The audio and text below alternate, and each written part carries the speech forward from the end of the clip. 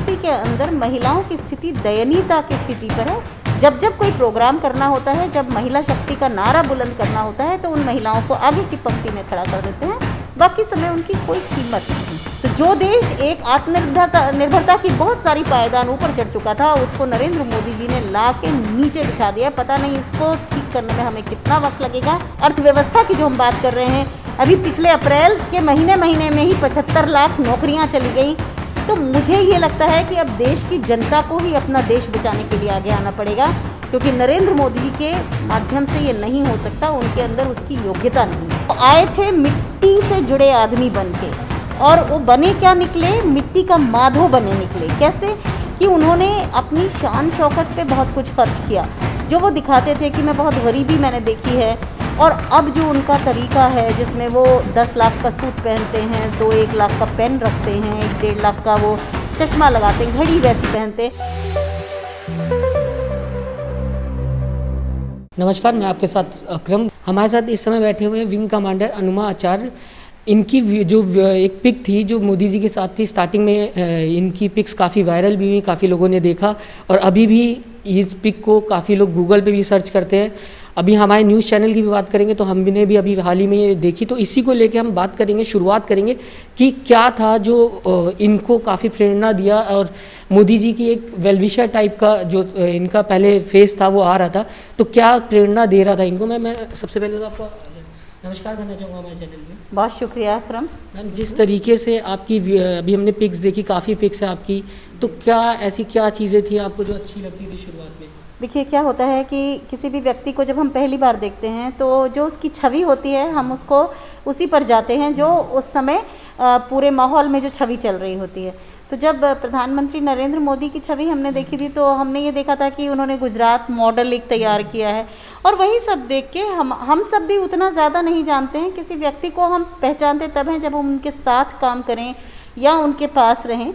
तो ऐसा ही हुआ था मेरे साथ। मैं प्रधानमंत्री नरेंद्र मोदी को बहुत अच्छा एडमिनिस्ट्रेटर समझती थी, कि वो बहुत अच्छा प्रशासन समझते हैं।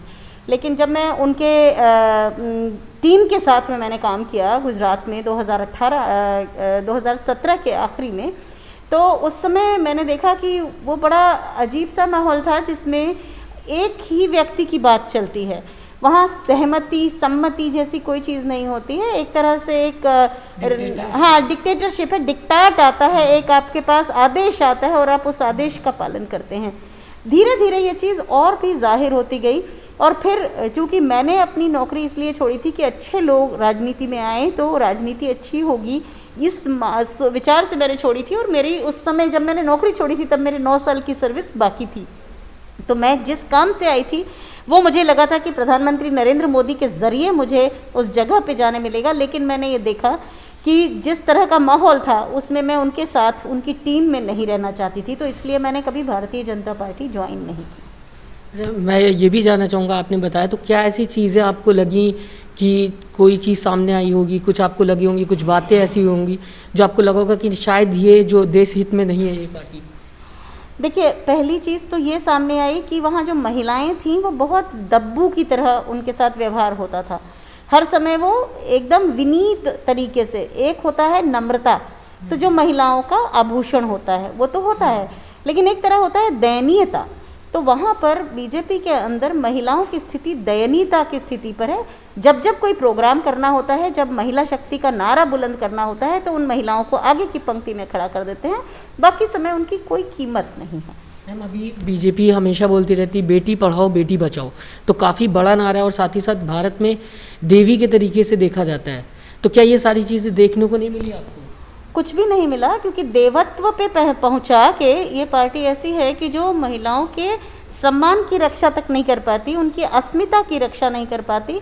जहाँ जहाँ बीजेपी का प्रशासन है वहाँ हमने ये बातें और ज़्यादा देखी हैं, क्योंकि पहले भी ऐसा होता था। देखिए, महिलाओं के प्रति घटनाएं तो पहले भी हुआ करती थी, लेकिन पहले ये होता था कि सरकार और शिकार ये एक तरफ होते थे और लोग भी उसी तरफ होते थे, और अपराधी दूसरी तरफ होता था। अब होता है कि अपराधी और सरकार एक तरफ हो जाते हैं, लोग और शिकार एक तरफ हो जाते हैं। तो उससे जो शिकार होता है, जो विक्टिम होता है, वो बहुत कमज़ोर पड़ जाता है। तो ये चीज़ें जो भारतीय जनता पार्टी ने में देखी हमने, तो हमें लगता है कि बेटी पढ़ाओ बेटी बचाओ केवल उनके लिए एक जुमला ही निकला। मैम अभी अच्छा बात की जाएगी कोरोना की, क्योंकि लगातार कोरोना चलता चला जा रहा है। अभी पार्लियामेंट बन रहा है न्यू, इस पे खर्चे किए जा रहे हैं करोड़ों। क्या ये ज़रूरत थी? क्या लगता है आपको, जिस तरीके से अभी इससे पहले भी सरकारें थी उन्होंने फ़िलहाल देश को चलाया, लेकिन उम्मीद कर रहा था इंसान की कहीं ना कहीं देश और आगे बढ़ेगा नहीं सरकार आने के बाद, लेकिन जिस तरीके से बीजेपी पार्टी का रवैया है वो दिखा रही है कि लोग एक तरफ मर रहे हैं लेकिन दूसरी तरफ वो कंटिन्यू उनका बिल पास होता जा रहा है, नया पार्लियामेंट बन रहा है। किस तरीके से देखते हैं आप इस चीज़? देखिए, इसके लिए हम सब जिम्मेदार हैं कि हमने एक पार्टी को इतना बहुमत दिया बिना जाने पहचाने कि उनके अंदर काबिलियत कितनी है कि आज वो संसद में अपने हिसाब से कानून बनाते चले जाते हैं। अब एक देखिए, हम क्यों हमने नरेंद्र मोदी जी को पसंद किया था, वो आए थे मिट्टी से जुड़े आदमी बन के, और वो बने क्या निकले, मिट्टी का माधो बने निकले। कैसे कि उन्होंने अपनी शान शौकत पे बहुत कुछ खर्च किया, जो वो दिखाते थे कि मैं बहुत गरीबी मैंने देखी है। और अब जो उनका तरीका है जिसमें वो 10 लाख का सूट पहनते हैं, 2-1 लाख का पेन रखते हैं, 1-1.5 लाख का वो चश्मा लगाते हैं, घड़ी वैसी पहनते हैं, तो ये सबसे हमने क्या समझा कि उनके अंदर कोई ऐसी कोई चीज़ें छूट गई थी, उनके बचपन में कोई मलाल रह गए थे जो आज वो उस उच्च पद पे पहुंच के पूरे कर रहे हैं। और उसी तरह से उन्होंने ये जो सेंट्रल विस्टा प्रोजेक्ट जो है उसको आगे बढ़ाया। बहुत ही दुखद है कि ऐसे समय में जब पूरा देश चीत्कार कर रहा है, त्राही त्राही कर रहा है, इसमें हमारे प्रधानमंत्री को कोई फ़र्क नहीं पड़ता इस सबसे। वो उस तरह से उसको, क्योंकि शानो शौकत दिखाने का उन्हें शौक़ है, चाहे हम सरदार पटेल की उतनी बड़ी बहुत ऊंची मूर्ति देख लें, स्टैच्यू ऑफ यूनिटी की बात करें, चाहे हम बीजेपी का अपना कार्यालय देख लें, चाहे उनके अलग अलग शहरों में अलग अलग राज्यों में बने हुए कार्यालय देख लें, उनको वैभव का शौक़ है। और इस देश में जहाँ इस समय वैभव जा रहा है, जितना वैभव हमारे पास था, सब हमारी धन संपदा, हम बुरी तरह से कर्जों में डूबते चले जा रहे हैं। ऐसे में प्रधानमंत्री का इस पर अड़े रहना शर्मिंदा करता है। और एक चीज़ कहूँगी, सेंट्रल विस्टा में जो काम करने जा रहे हैं, ज़मीन काम पे काम कर रहे हैं, जो मिट्टी का काम कर रहे हैं, जो कंक्रीट का काम कर रहे हैं, वो मजदूर है। क्या इसके पहले कि उन्हें डेप्यूट किया जाए सबको वैक्सीनेशन हुआ है? क्या सभी की तबीयतों का, सभी का इंश्योरेंस कराया गया है? क्योंकि इस समय जब लोग इधर से उधर ऑक्सीजन के लिए दौड़ लगा रहे हैं, ऐसे में वो मजदूर अगर पूरी तरह सुरक्षित भी नहीं हुए तो हम कितना बड़ा खिलवाड़ कर रहे हैं इस देश के साथ। मैम साथ ही साथ अगर बात की जाएगी, अभी हाल ही में चुनाव हुआ था बंगाल में, जैसा कि हम सब जानते हैं बीजेपी को सीट भी नहीं मिली, वहाँ से जीत भी कहीं टीएमसी की हुई। लेकिन क्या कोरोना काल में इस तरीके का, जिस तरीके से एक तरीके से ज़िंदगी के साथ खिलवाड़ किया गया है लोगों की, पूरा देश जिस पार्टी के हाथ में हो, वो पार्टी कोरोना काल में जहाँ सेकेंड वेव आ रही हो और लगातार मौतों का रेट जो है वो बढ़ता जा रहा हो, ऐसे में क्या ये इलेक्शन कराना ज़रूरी था? और अभी यूपी इलेक्शन भी आने वाला है, उस पर भी सरकार लगातार प्रयास कर रही है कि उस पर भी कहीं ना कहीं जीत हासिल करे और वो उसी टाइम पे हो जब होना चाहिए उसको। तो क्या लगता है ये सही है? देखिए, भारतीय जनता पार्टी के साथ प्रॉब्लम यह है कि उसको केवल चुनाव जीतना ही आता है और उसके लिए वो भयंकर प्रोपोगेंडा करते हैं। आपके चैनल के माध्यम से मैं आपके दर्शकों का आह्वान करूंगी कि अपने दिमाग में इनकी जो कलुषित बातें हैं उस प्रोपोगेंडा को मत आने दें, क्योंकि जैसे ही चुनाव हारी बीजेपी, वैसे ही बीजेपी ने हिंसा वहाँ शुरू कर दी और उसका पूरा दोष टीएमसी पे मढ़ दिया। वो कहते हैं हमारे कुछ कार्यकर्ता गए हैं, 12 कार्यकर्ता उन्होंने टीएमसी के भी मारे हैं।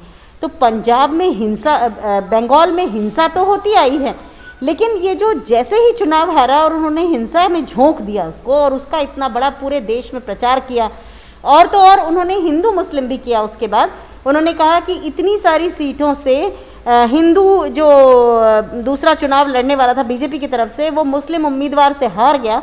इस तरह की भी उन्होंने भेद करने की कोशिश की। तो इस बहुत खूबसूरत देश को, इस देश को जिसका बहुत अच्छा एक रिकॉर्ड रहा है, उस देश को ये बर्बाद करने की तरफ लेके जा रहे हैं। न केवल चुनाव, मुझे लगता है कि किसी भी तरह के जो इवेंट ये लोग करते हैं वो नहीं होने चाहिए इस समय, सिवाय एक ही इवेंट के जिसका नाम है वैक्सीनेशन, जिसका उन्होंने उत्सव मनाने को कहा था लेकिन वो कर नहीं पाए। और अगर हम आज भी 1 करोड़ लोगों को प्रतिदिन वैक्सीन दें तो जाके हम 4 महीने में वैक्सीनेशन पूरा कर पाएंगे।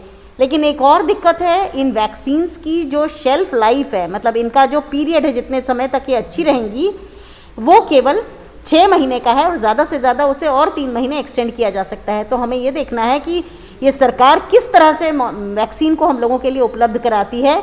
और जब तक कोरोना कंट्रोल ना हो, मैं तो सरकार से भी आह्वान करूंगी, लोगों से भी कहूंगी कि लोग इस बारे में आवाज़ उठाएं कि कोई चुनाव नहीं होना चाहिए। मैम अभी देखा गया कि चुनाव हो रहा था, अभी ऑक्सीजन की कमी जब पड़ रही है तो कहीं ना कहीं आत्मनिर्भर भारत की हम बात करते थे, ये कहा जा रहा था कि भारत जो है वो अपने आप में ही शक्तिशाली बनेगा, दूसरों पे निर्भर नहीं रहेगा। लेकिन आज पूरी कंट्रीज़, बाकी कंट्रीज़, दुबई की बात कर लें, चाइना की बात कर लें, अमेरिका की बात कर लें, सारी कंट्रीज, यहाँ तक कि पाकिस्तान भी, जिसको कहीं ना कहीं एक भारत की मदद चाहिए होती थी, वो भी आज भारत की मदद कर रहा है, वो भी पैसे भेज रहा है। ऐसे में कहाँ जा रहा है भारत? ये बहुत ही दुर्भाग्यपूर्ण स्थिति है कि जब अमेरिका में हरिकेन आया था तो हमने मदद करी थी, हमने बहुत देशों की पहले मदद करी है। और हमने, हमारे यहाँ जब सुनामी आया था तो हमने किसी देश की मदद नहीं ली थी, क्योंकि हमारा देश तब आत्मनिर्भरता की तरफ बढ़ता हुआ था। और अब हर तरह के पैरामीटर में हमारा देश जो है वो नीचे गिरता चला जा रहा है। ये सबको मालूम है कि अगर हम प्रेस की स्वतंत्रता देखें, अगर हम महिलाओं की स्थिति देखें, अगर हम देश में डेमोक्रेसी की स्थिति देखें, हम हर एक पैरामीटर में नीचे जा रहे हैं। तो जो देश एक आत्मनिर्भरता की बहुत सारी पायदान ऊपर चढ़ चुका था, उसको नरेंद्र मोदी जी ने ला के नीचे बिछा दिया। पता नहीं इसको ठीक करने में हमें कितना वक्त लगेगा। और एक और चीज़ जो सबसे ख़राब है, अर्थव्यवस्था की जो हम बात कर रहे हैं, अभी पिछले अप्रैल के महीने में ही 75 लाख नौकरियां चली गई। तो मुझे ये लगता है कि अब देश की जनता को ही अपना देश बचाने के लिए आगे आना पड़ेगा, क्योंकि नरेंद्र मोदी जी के माध्यम से ये नहीं हो सकता, उनके अंदर उसकी योग्यता नहीं है। मैम मैं ये भी जानना चाहूँगा, पहले जो आप हमेशा से स्टार्टिंग की बात करेंगे अगर, तो बीजेपी की प्रशंसक रही, फिर उसके बाद आपको चीज़ें पता चली, अब उस टाइम से लेके इस टाइम तक आपको लगता है कितना देश घाटे में जा चुका है? मैं बीजेपी की प्रशंसक नहीं थी, मैं नरेंद्र मोदी की प्रशंसक इसलिए थी क्योंकि जब मैं एक बार गुजरात गई थी तो वहाँ मैंने हर 2.5 किलोमीटर में कोई स्कीम चल रही है ऐसा सुना था। मैंने वेरीफाई नहीं किया था, जो सुना वही हम मान लेंगे कि हाँ भाई ठीक है होगा। और गुजरात जिस दिन मैं गई थी उस दिन मौसम भी बहुत अच्छा था, तो मुझे लगा यही सब अच्छा है। लेकिन अब आप देखिए, अगर आप जो WPI का इंडेक्स है, जो भी इंडेक्स आप देखिए, अर्थव्यवस्था सूचकांक जितने भी हैं हमारे, सब नीचे जा रहे हैं। 3-4 बड़ी एजेंसियां हैं इंटरनेशनल लेवल की जो हमारा मानदंड तय करती हैं। पहले उन्होंने हमें बताया था कि हम 11% की ग्रोथ देखेंगे, फिर उन्होंने हमें एक कैटेगरी दे दी थी BB, लेकिन फिर भी 11% पे रखा था। अब नीचे आ गए, फिर 9 पर आ गए।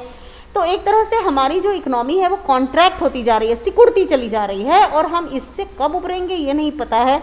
लेकिन ये ज़रूर पता है कि जब तक लोगों के हाथ में पैसा नहीं आएगा, डिमांड नहीं बढ़ाई जाएगी, जैसा कि विपक्षी पार्टी से राहुल गांधी कहते आए हैं लगातार, लेकिन उनके खिलाफ तो कैंपेन करा के उनको चुप करा दिया गया।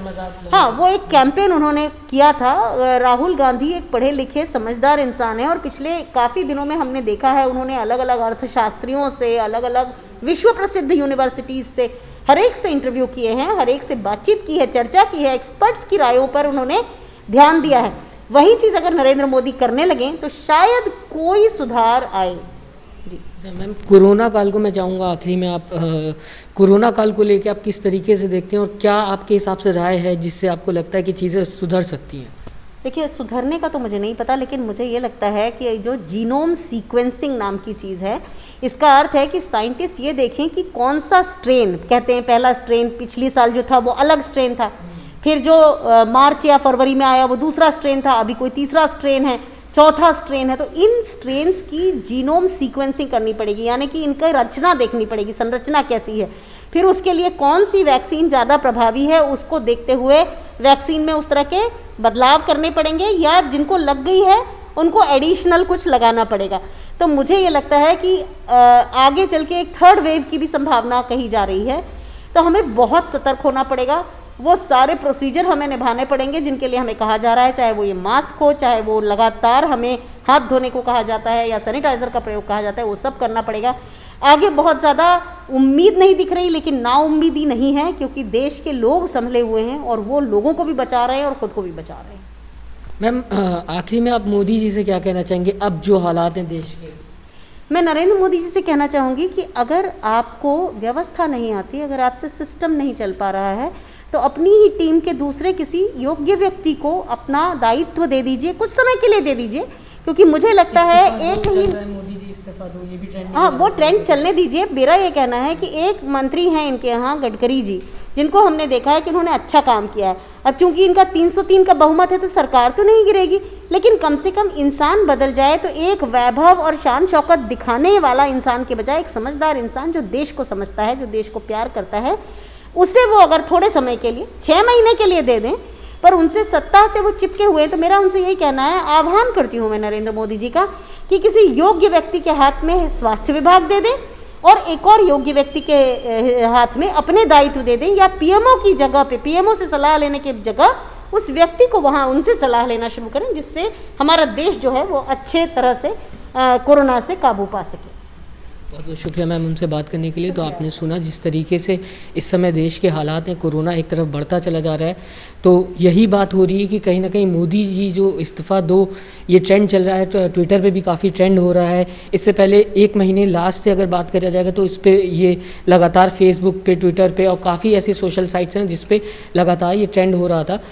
अभी हाल ही में जैसे अभी आपने सुना कि मोदी जी अगर फिलहाल चेंज हो जाते हैं, उनकी पार्टी से कोई और आ जाता है देश को संभालने के, जिसको देश से प्यार हो, तो कहीं ना कहीं कोरोना जो है वो हटता हुआ दिखाई देगा, कम होता हुआ दिखाई देगा। क्योंकि अभी बीजेपी की जो स्थिति है, लगातार चुनाव पे ध्यान दिया था, अभी चुनाव खत्म हुआ है, दूसरी तरफ बात करेंगे फिर पार्लियामेंट बनने लगा। ऐसी कई बातें हैं जो कोरोना से हट के, देशभक्ति से हट के, लोगों, देश के लोगों से हट के दूसरी चीज़ पे तो ध्यान दिया जा रहा है, लेकिन जो मेन चीज़ है उस पर ध्यान सरकार का नहीं है। फिलहाल आपको लगता है कि इस न्यूज़ को ज़्यादा से ज़्यादा शेयर करना चाहिए तो ज़रूर करिएगा। नमस्कार। चैनल को लाइक, शेयर एंड सब्सक्राइब करें और बेल आइकन दबाना ना भूलें।